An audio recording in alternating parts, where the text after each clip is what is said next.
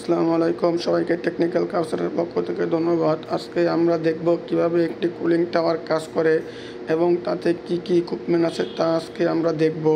এটা হলো একটি কুলিং টাওয়ার।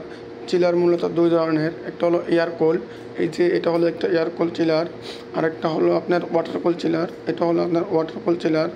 মূলত আপনার যে ওয়াটার কুল চিলারে মূলত কুলিং টাওয়ার থাকে, এটা হলো কুলিং টাওয়ার। এটার কাজ হলো আপনার টেম্পারেচার কমানো গ্যাসের। এটা হলো এয়ার কুল চিলার। এটার কাজ হলো বাতাসের মাধ্যমে আপনার কন্ডেন্সারকে ঠান্ডা করা বা কন্ডেন্সারের গ্যাসের টেম্পারেচার কমানো। এটা হলো মূলত দুই ধরনের, একটা হলো এয়ার কুল, একটা হলো ওয়াটার কুল। মূলত এয়ার কুলের মাধ্যমে আপনার বাতাসের মাধ্যমে কন্ডেন্সারকে ঠান্ডা করা হয়, আর ওয়াটার কুল হলো পানির মাধ্যমে ঠান্ডা করা হয় কন্ডেন্সার। এটা হলো একটা কুলিং টাওয়ার। একটা কুলিং টাওয়ারে মূলত আপনার যেগুলো থাকে এগুলো হলো এই যে মূলত একটা ফ্যান মোটর থাকে, একটা ফ্যান থাকে, আর একটা ফিল্স থাকে। এই যে ফিল্স চারপাশে যে থাকে এগুলো ফিল্স, ঠিক আছে। আর একটা নজল থাকে, একটা না অনেকগুলো নজল থাকে। মূলত আপনার ইয়া থেকে আপনার কন্ডেন্সার থেকে আপনার গরম পানি এখানে স্প্রে করবে, নজলের মাধ্যমে সে স্প্রে করবে, ঠিক আছে। এই যে নজল 1 2 3 4 5টা নজল আছে, ওই নজলের মাধ্যমে সে স্প্রে করবে।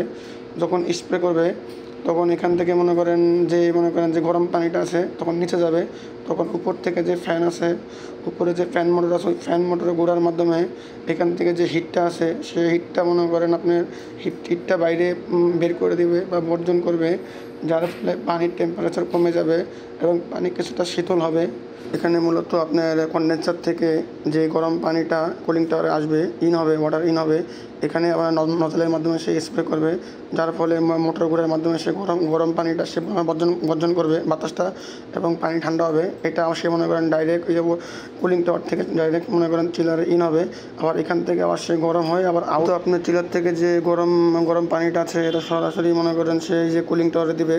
মূলত কুলিং টাওয়ারের কাজ হলো মনে করেন গরম বাতাসটা বের করা, ঠান্ডা পানি চিলারে সাপ্লাই করা।